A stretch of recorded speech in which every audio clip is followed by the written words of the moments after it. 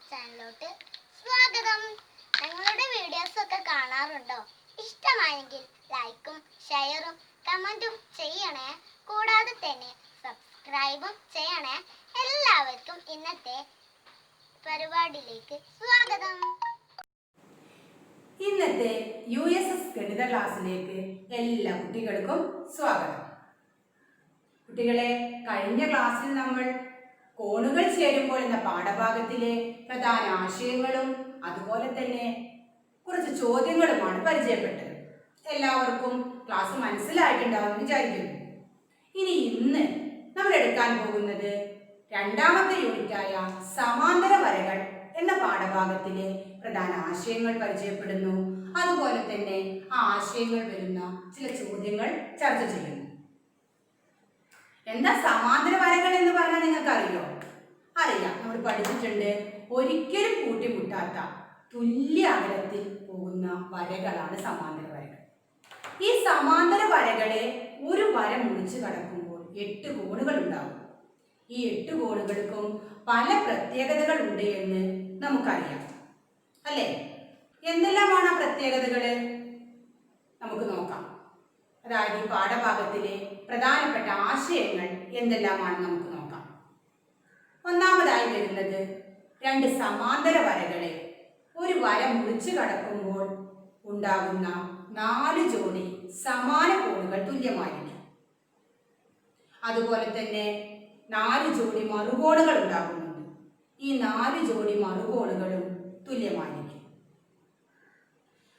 2 സമാന്തര വരകളെ ഒരു വര മുറിച്ച് കടക്കുമ്പോൾ ഉണ്ടാകുന്ന ആന്തര സഹകോണുകൾ നമ്മൾ പഠിച്ചിട്ടുണ്ടാകും. ആന്തര സഹകോണുകൾ എന്നാൽ എന്താണ്? ആന്തര സഹകോണുകളുടെ തുക 180 ഡിഗ്രി ആയിരിക്കും. അതായത് അവ അനുപൂരകങ്ങളായിരിക്കും. അതുപോലെ തന്നെ 4 ജോഡി ബാഹ്യ സഹകോണുകളും അനുപൂരകങ്ങളായിരിക്കും. പിന്നെ നമ്മൾ ഈ പാഠഭാഗത്ത് പഠിക്കുന്നത് ഒരു ത്രികോണത്തിലെ 3 കോണുകളുടെ തുക 180 ഡിഗ്രിയാണ് എന്ന ആശയം സമർത്ഥിക്കലാണ്. അതായത് ഒരു ത്രികോണത്തിലെ 3 കോണുകളുടെ തുക 180 ഡിഗ്രി ആയിരിക്കും. അതുപോലെ ഒരു സാമാന്തരികത്തിന്റെ എതിർ കോണുകൾ തുല്യമായിരിക്കും. അതുപോലെ 4 കോണുകളുടെ തുക, സാമാന്തരികത്തിന്റെ 4 കോണുകളുടെ തുക 360 ഡിഗ്രി ആയിരിക്കും. ഇത്രയും ആശയങ്ങൾ വരുന്ന ചോദ്യങ്ങളാണ് ഈ പാഠഭാഗത്ത് നിന്ന് സാധാരണയായി USS നമ്മൾ കണ്ടുവരുന്നത്. അപ്പോൾ ഈ ആശയങ്ങൾ വരുന്ന കുറച്ച് ചോദ്യങ്ങൾ നമുക്കിന്ന് പരിചയപ്പെടാം. എല്ലാവരും റെഡി ആയിരിക്കുക. നോട്ട് പുസ്തകമൊക്കെ എടുത്ത് ടീച്ചറോടൊപ്പം ചോദ്യമൊക്കെ എഴുതി ഉത്തരങ്ങളൊക്കെ കണ്ടെത്താൻ ശ്രമിക്കുക. എല്ലാവരും ക്ലാസ് ശ്രദ്ധിച്ച് കാണുമല്ലോ. അപ്പൊ നമുക്കിനി ചോദ്യങ്ങൾ നോക്കാലോ. നോക്കൂ, ഒന്നാമത്തെ ചോദ്യം, AB സമാന്തരം CD. AB എന്ന വരയുമുണ്ട്, CD എന്ന വരയുമുണ്ട്. ഈ 2 വരകളും സമാന്തരങ്ങളാണ്. ഈ 2 വരകളെയും XY എന്ന വര ഛേദിച്ചിരിക്കുന്നു.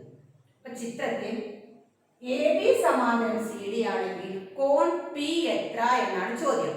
കോൺ P എവിടെയാണ്? ഈ കോൺ P ആണ് നമുക്ക് കണ്ടെത്തേണ്ടത്. ഓപ്ഷൻ നോക്കൂ. Option A 80, option B 60, option C 90, option D 100 degree. ഇതിലേതാണ് കോൺ P വരിക? ഉത്തരം കോൺ P യുടെ അളവ് ഓപ്ഷൻ A 80 ഡിഗ്രിയാണ്. എങ്ങനെയാണ് കിട്ടി നോക്കാം. അതായത് നമുക്കറിയാം, സമാന്തര വരകളെ ഒരു വര ഛേദിക്കുമ്പോൾ 8 കോണുകളാണ് ഉണ്ടാവുക. ഈ 8 കോണുകൾക്കും പല പ്രത്യേകതകളുണ്ട് എന്ന് നമ്മൾ പാഠഭാഗത്ത് പഠിച്ചതാണ്. ഏതൊക്കെയാണ് 8 കോണുകൾ എന്ന് നോക്കാം. ടീച്ചർ നമ്പർ ഇടുന്നു. 1, 2, 3, 4. മുകൾ ഭാഗത്ത് AB എന്ന സമാന്തര വരയുടെ മുകളിൽ 4 കോണുകൾ. അതുപോലെ തന്നെ CD-യുടെ അവിടെയും 4 കോണുകളുണ്ട്. 5, 6, 7, 8. നമുക്ക് കണ്ടെത്തേണ്ടത് 8ാമത്തെ കോണായ കോൺ P യുടെ അളവാണ്. ഇവിടെ കോൺ N മാത്രമാണ് 80 ഡിഗ്രി തന്നിട്ടുള്ളത്. സമാന്തര വരകളെ ഒരു വര ഛേദിക്കുമ്പോൾ ഒരു കോണളവ് നമുക്ക് ലഭിച്ചാൽ മതി. ബാക്കി എല്ലാ കോണുകളുടെ അളവും നമുക്ക് കണ്ടെത്താൻ കഴിയും. അപ്പൊ ഇവിടെ നമുക്ക് കണ്ടെത്തേണ്ടത് ചോദ്യത്തിൽ കോൺ P ആണ്. എങ്ങനെ കണ്ടെത്താം? ഇവിടെ 1ാമത്തെ കോൺ 80 ഡിഗ്രി ആണെങ്കിൽ നമുക്കറിയാം 5ാമത്തെ കോണും 80 ഡിഗ്രി ആയിരിക്കും. എന്തുകൊണ്ട് 5ാമത്തെ കോണും 80 ഡിഗ്രി വന്നത്? കാരണം ഇവ രണ്ടും സമാന കോണുകളാണ്. അതായത് രണ്ടും സമാന്തര വരയുടെ മുകൾ ഭാഗത്താണ്, അതുപോലെ എക്സ് വൈയുടെ ഈ ഭാഗത്താണ്. ഒരേ വശമാണ്, ഒരേ സ്ഥാനമാണ്. അങ്ങനെ വരുന്ന കോണുകളാണ് സമാന കോണുകൾ. അവ തുല്യമായിരിക്കും. ഇനി കോൺ 5 80 ഡിഗ്രി ആണെങ്കിൽ കോൺ പി കിട്ടാൻ പ്രയാസമുണ്ടോ? ഇല്ലല്ലോ. എങ്ങനെ കോൺ പി കിട്ടുക? ഇവിടെ നോക്കൂ, കോൺ 5 80 ആണെങ്കിൽ കോൺ പിയും 80 ആയിരിക്കും. എന്തുകൊണ്ടാ? കാരണം കോൺ പി കോൺ 5ന്റെ എതിർക്കോണല്ലേ. എതിർക്കോണുകളും തുല്യമാണ്. അപ്പൊ നമ്മൾ രണ്ട് ആശയങ്ങൾ ഉപയോഗിച്ചാണ് ഇവിടെ ഉത്തരം കണ്ടെത്തുന്നത്. അപ്പൊ കോൺ പി നമുക്ക് ലഭിക്കും 80 ഡിഗ്രിയാണ്. കാരണം കോൺ 5ന്റെ ഈ വര രണ്ട് എതിർക്കോണുകൾ ഇവിടെ ഉണ്ടാക്കുന്നുണ്ട്. അതായത് ഒരു ജോഡി എതിർക്കോണുകൾ ഉണ്ടാക്കുന്നുണ്ട്. എതിർക്കോണുകളും തുല്യമാണ്. അപ്പൊ ഏതെല്ലാം ആശയങ്ങളാണ് നമ്മളിവിടെ ഉപയോഗിച്ചത്? ഒന്ന്, സമാന കോണുകൾ തുല്യമാണ്. ഒന്നാമത്തെ ആശയം സമാന കോണുകൾ തുല്യമാണ്. സമാന കോണുകൾ തുല്യമാണ് എന്ന ആശയം ഉപയോഗിച്ച് നമ്മൾ ആദ്യം കോൺ n സമം 80 ഡിഗ്രി ആയതുകൊണ്ട് കോൺ 5 80 ഡിഗ്രി തന്നെയാണ്. കോൺ 5, അതായത് നമുക്ക് കോൺ 5ന് വേണമെങ്കിൽ എക്സ് എന്ന് പേര് കൊടുക്കാം. അപ്പൊ കോൺ 5 അല്ലെങ്കിൽ കോൺ എക്സ് സമം 80 ഡിഗ്രി തന്നെയാണ്. ഇനി നമുക്ക് കണ്ടെത്തേണ്ടത് കോൺ പി ആണ്. ഇനി രണ്ടാമത്തെ ആശയം ഏതാ ഉപയോഗിച്ചത്? എതിർകോണുകൾ തുല്യമാണ്. എതിർകോണുകൾ തുല്യമാണ്. എതിർകോണുകൾ തുല്യമാണ് എന്ന ആശയം ഉപയോഗിച്ച് നമുക്ക് കോൺ പി കിട്ടും. കാരണം കോൺ എക്സ് സമം 80 ആണ്. കോൺ എക്സിന്റെ എതിർകോണാണ്. പറയുന്നത് മനസ്സിലാവുന്നുണ്ടല്ലോ. കോൺ എക്സിന്റെ എതിർകോണാണ് കോൺ പി. അപ്പൊ നമുക്ക് കോൺ പി സമമാണല്ലോ കോൺ എക്സ്. അപ്പൊ നമുക്ക് കോൺ പി എത്ര ഡിഗ്രി ലഭിക്കും? കോൺ പിയും 80 ഡിഗ്രി ലഭിക്കും. അപ്പൊ നമ്മുടെ ഓപ്ഷൻ എ 80 ഡിഗ്രി എന്താണ് ഒന്നാമത്തെ ചോദ്യത്തിന്റെ ഉത്തരം. നമുക്ക് രണ്ടാമത്തെ ചോദ്യം നോക്കാം. ചിത്രത്തിൽ പി ക്യു സമാന്തരം ആർ എസ് കോൺ എഫിന്റെ അളവ് എത്ര? Option A 70 degree, option B 110 degree, option C 80 degree, option D 100 degree. ഇവിടെയും സമാന്തര വരകളെ ഒരു വര ഛേദിച്ചിരിക്കുകയാണ്. ഇത് സമാന്തര വരകൾ ഏതൊക്കെയാണ്? P Q R S. ഇത് രണ്ടും ഇങ്ങനെ പോകുന്ന ഈ രണ്ട് വരകളാണ് സമാന്തര വരകൾ. ഒരേ ചെരിവിൽ വന്ന തുല്യ അകലത്തിൽ വരുന്ന വരകളാണ്. ഇവയെ എക്സ് വൈ എന്നതാണ് ഛേദിച്ചിട്ടുള്ളത്. അപ്പൊ നോക്കൂ, ഇവിടെ തന്നിട്ടുള്ളത് കോൺ സി 70 ഡിഗ്രി തന്നിട്ടുണ്ട്. കോൺ എഫ് കണ്ടെത്തണം. നേരത്തെ അതേ ആശയങ്ങൾ ഉപയോഗിച്ച് നമുക്ക് കോൺ എഫും കണ്ടെത്താം. എങ്ങനെ കാണാം? നോക്കൂ, കോൺ സി 70 ഡിഗ്രി ആണെങ്കിൽ കോൺ ബി എത്ര ഡിഗ്രി ആയിരിക്കും? കോൺ സിയുടെ സമാന കോണല്ലേ കോൺ ബി. അതായത് പി ക്യുവിന്റെ മുകളിൽ എക്സ് വൈയുടെ ഇതേ വശത്ത് മുകൾ വശത്ത് 70 ഡിഗ്രി വന്നു. അതേപോലെ ആർ എസ് എന്ന സമാന്തര വരയുടെ മുകൾ ഭാഗത്തും അതുപോലെ തന്നെ എക്സ് വൈയുടെ മുകൾ ഭാഗത്തും ഒരേ വശത്തും വന്ന കോണാണ് കോൺ ബി. അപ്പൊ കോൺ ബി കോൺ സിയുടെ സമാന കോണല്ലേ. അപ്പൊ അത് നമുക്ക് 70 ഡിഗ്രി എന്ന് ലഭിക്കും. ഇനി ഒന്നാമത്തെ ആശയം നേരത്തെ അതേ ചോദ്യമാണ്. ഇനി രണ്ടാമത്തത് നോക്കൂ. രണ്ടാമത്തെ കോൺ എഫിന്റെ അളവാണ് കണ്ടെത്തേണ്ടത്. ഈ കോൺ ബിയും കോൺ എഫും തമ്മിൽ എന്തെങ്കിലും ബന്ധമുണ്ടോ? നോക്കി നോക്കൂ, എന്താണ് ബന്ധം? അതെ, കോൺ ബി ഇവിടെ രേഖീയ ജോഡിയാണ് കോൺ എഫ്. നമ്മൾ പഠിച്ചിട്ടുണ്ടല്ലോ രേഖീയ ജോഡികള്. എന്താ രേഖീയ ജോഡികളുടെ പ്രത്യേകത? രേഖീയ ജോഡികളുടെ തുക 180 ഡിഗ്രി ആയിരിക്കും. അപ്പൊ ഇവിടെ നമുക്ക് കോൺ എഫ് കാണാൻ എന്ത് ചെയ്താൽ മതി? കോൺ എഫ് കാണാൻ 180ൽ നിന്ന് 70 കുറച്ചാൽ പോരെ. അപ്പൊ നമുക്ക് 110 എന്ന ആൻസർ ലഭിക്കും. നമ്മുടെ ആൻസർ ഓപ്ഷൻ ബി 110 ഡിഗ്രിയാണ്. എങ്ങനെ കിട്ടിയെന്ന് മനസ്സിലായില്ല എല്ലാവർക്കും? എങ്ങനെയാണ് കിട്ടിയത്? ആദ്യം നമ്മൾ സമാന കോണ് കണ്ടെത്തി, പിന്നെ നമ്മൾ രേഖീയ ജോഡി കണ്ടെത്തി. ആദ്യം സമാന കോണുകൾ കണ്ടെത്തി. സമാന കോൺ എന്ന ആശയമാണ് നമ്മൾ ആദ്യം ഉപയോഗിച്ചത്. ഇവിടെ കോൺ സിയുടെ സമാന കോൺ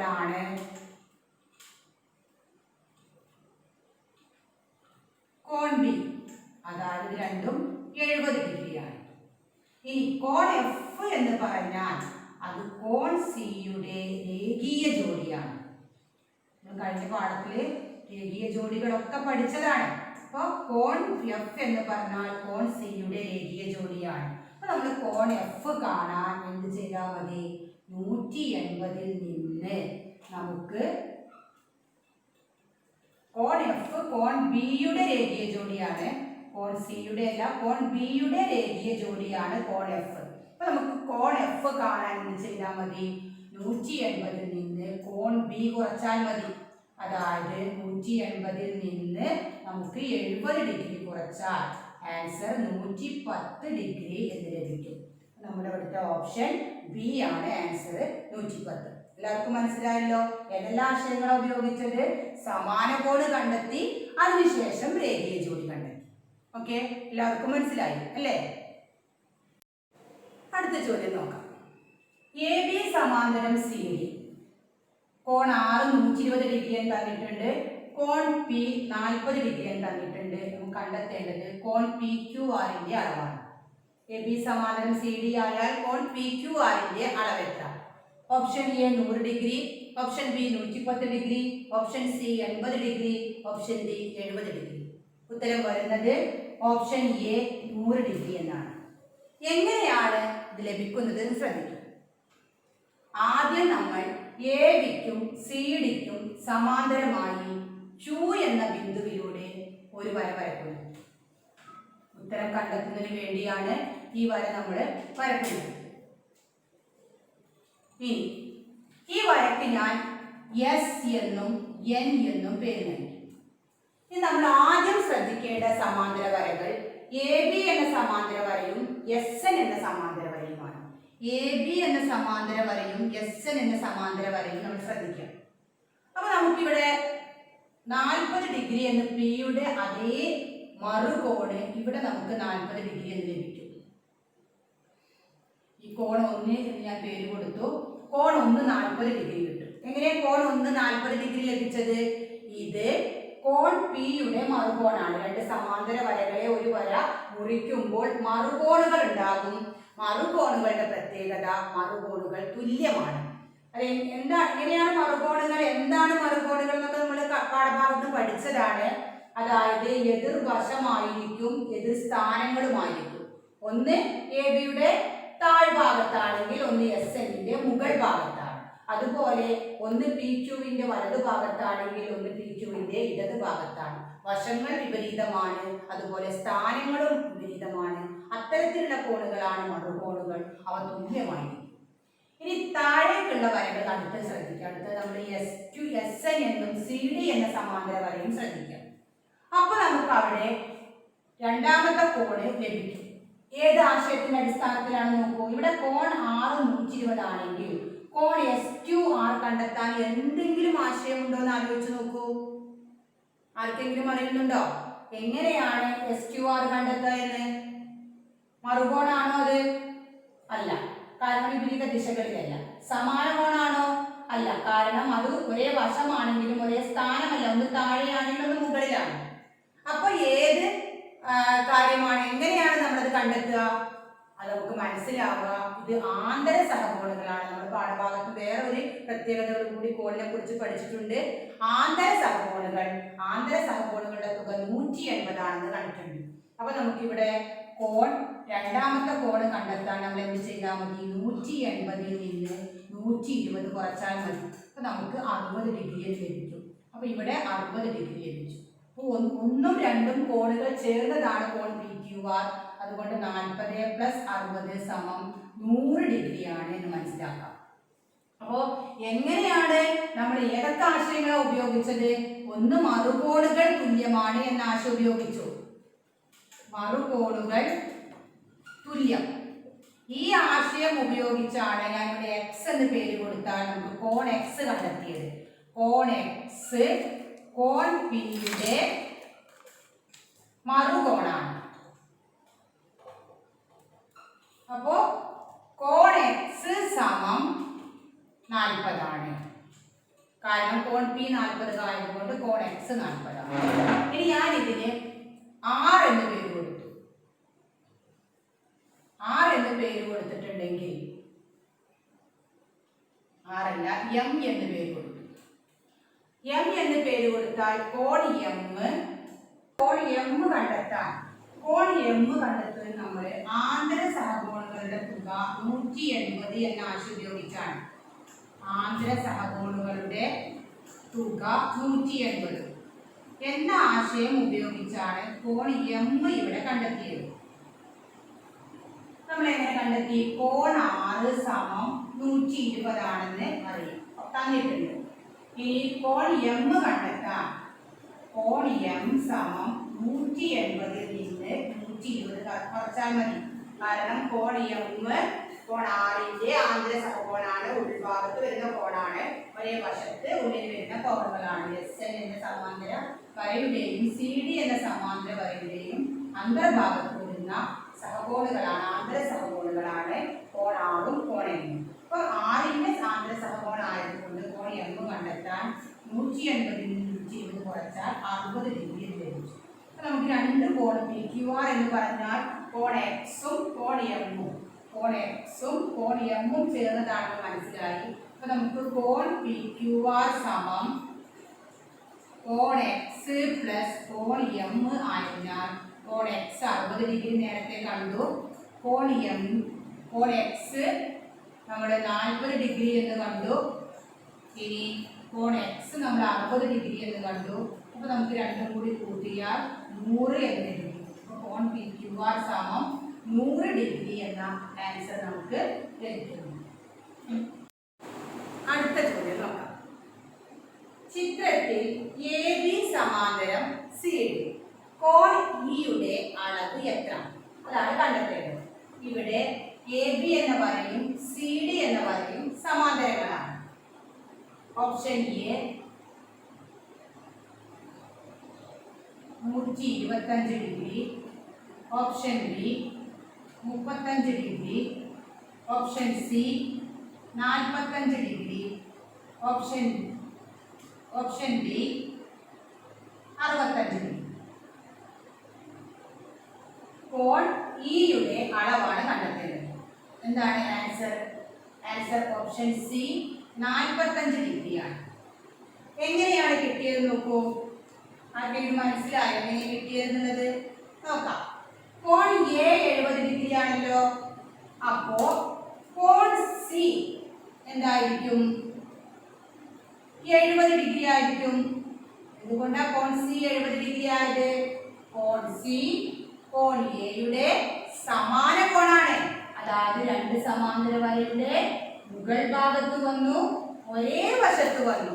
സമാന കോണുകൾ തുല്യമാണ്. അപ്പൊ കോൺ എയുടെ സമാന കോണാണ് കോൺ സി. അപ്പൊ കോൺ സിയും 70 ഡിഗ്രി വന്നു. ഇനി നമുക്ക് കോൺ ഡി 65 ഡിഗ്രി തന്നിട്ടുണ്ട്. അപ്പൊ ഈ കോൺ ഇ കണ്ടെത്താൻ എന്തെങ്കിലും പ്രയാസമുണ്ടോ?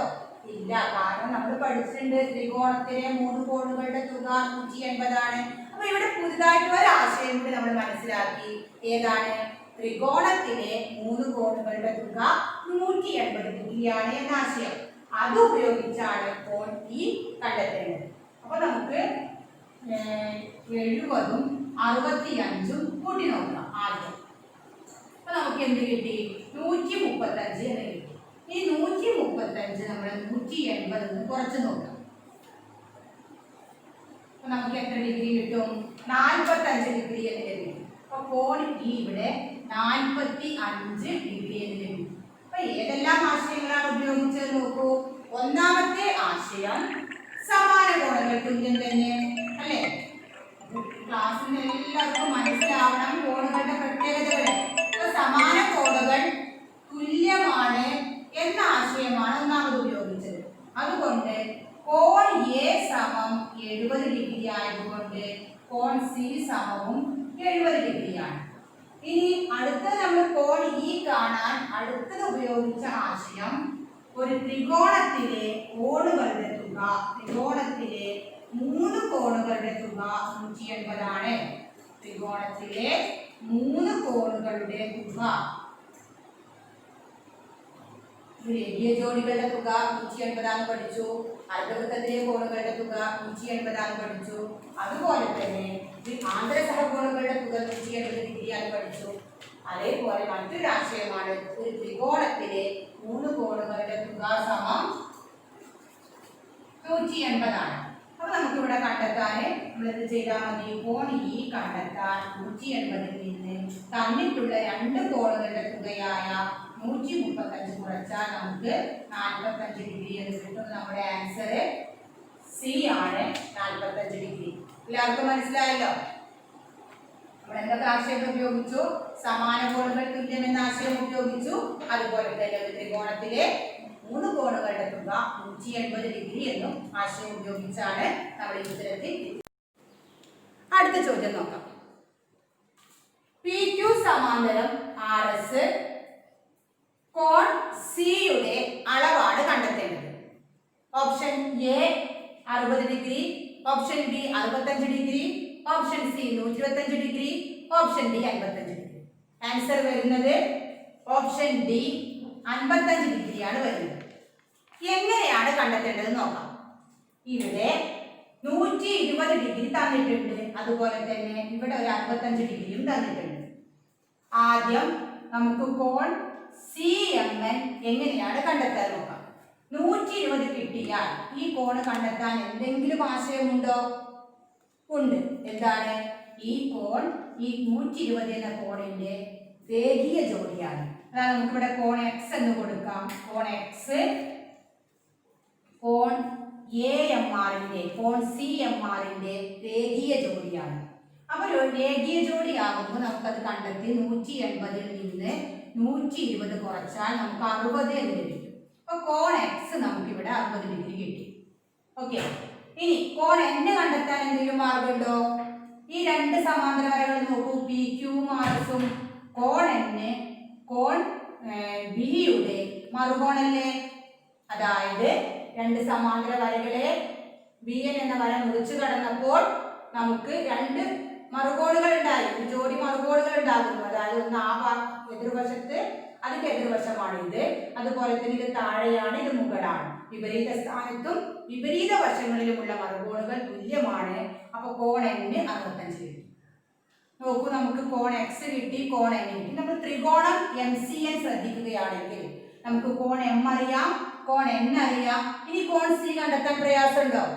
ഇല്ല. കാരണം ത്രികോണത്തിലെ 3 കോണുകളുടെ തുക തൊട്ടടുത്ത ചോദ്യത്തിൽ കൂടി പഠിച്ചു, 180 ഡിഗ്രിയാണ്. അപ്പൊ നമുക്ക് അവിടെ കോൺ സി കണ്ടെത്താൻ എന്ത് ചെയ്താൽ മതി? 180ൽ നിന്ന് 60ഉം 65ഉം കൂട്ടിയ 125 കുറച്ചാൽ മതി. അപ്പൊ നമുക്ക് 55 ഡിഗ്രി എന്ന് കിട്ടും. ഇതാണ് നമ്മുടെ ഓപ്ഷൻ ഡി ആണ് ആൻസർ. അപ്പൊ നമുക്ക് കിട്ടിയത് എങ്ങനെയാണ് ഒന്നുകൂടി പറയാം. ഏതെല്ലാം ആശയങ്ങളാണ് ഉപയോഗിച്ചത് ഒന്നുകൂടി പറയാം.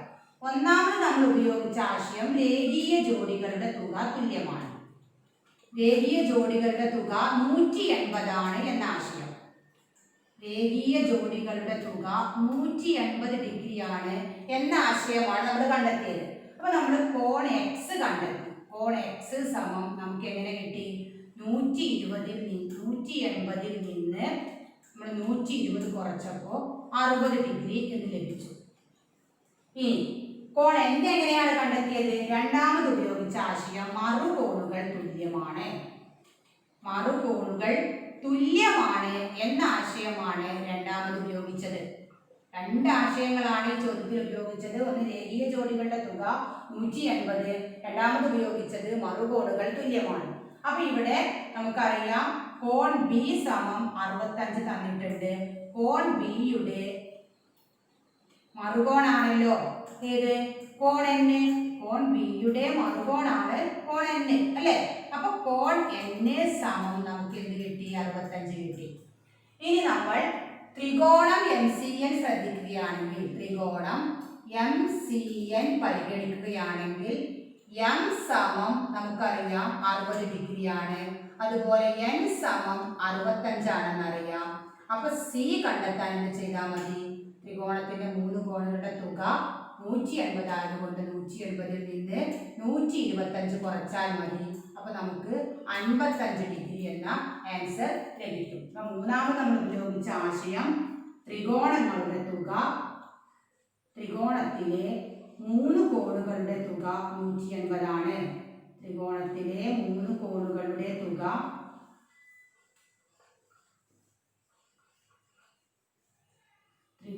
ത്രികോണത്തിലെ 3 കോണുകളുടെ തുക സമം 180. 3 ആശയങ്ങൾ ഉപയോഗിച്ചു. ഒന്ന്, രേഖീയ ജോഡികളുടെ തുക 180. 2, മറുകോണുകൾ തുല്യമാണ് എന്ന ആശയം ഉപയോഗിച്ചു. മൂന്നാമത്തത്, ത്രികോണത്തിലെ 3 കോണുകളുടെ തുക 180 ഡിഗ്രി എന്ന ആശയം ഉപയോഗിച്ചു. അപ്പോൾ നിങ്ങൾക്ക് എല്ലാവർക്കും ഈ ഉത്തരം കണ്ടെത്തിയത് എങ്ങനെയെന്ന് മനസ്സിലായില്ലേ?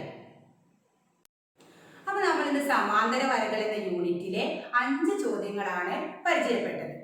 ഈ 5 ചോദ്യങ്ങളിൽ ഏതെല്ലാം ആശയങ്ങളാണ് ഉൾപ്പെടുത്തിയത് നിങ്ങൾക്ക് അറിയാമല്ലോ. ഏതൊക്കെയാണ് നമ്മൾ ഉപയോഗിച്ചത്? ഒന്ന്, മറുകോണുകൾ തുല്യമാണ്. അതുപോലെ തന്നെ സമാന കോണുകൾ തുല്യമാണ്. അതേപോലെ ഒരു ത്രികോണത്തിലെ 3 കോണുകളുടെ തുക 180 ഡിഗ്രിയാണ്. രേഖീയ ജോഡികളുടെ തുക 180 ഡിഗ്രിയാണ്. എതിർകോണുകൾ തുല്യമാണ്. ഈ ആശയങ്ങളൊക്കെ വരുന്ന ചോദ്യങ്ങളാണ് നമ്മൾ ഇന്ന് കണ്ടെത്തിയത്. എല്ലാവർക്കും ഈ 5 ചോദ്യങ്ങളും മനസ്സിലായിട്ടുണ്ടാവുമെന്ന് വിചാരിക്കുന്നു. ഇതേപോലെ വരുന്ന ചോദ്യങ്ങൾക്ക് എങ്ങനെയാണ് ഉത്തരം കണ്ടെത്തുക എന്നും നിങ്ങൾക്ക് മനസ്സിലായിട്ടുണ്ടാവുമെന്ന് വിചാരിക്കുന്നു.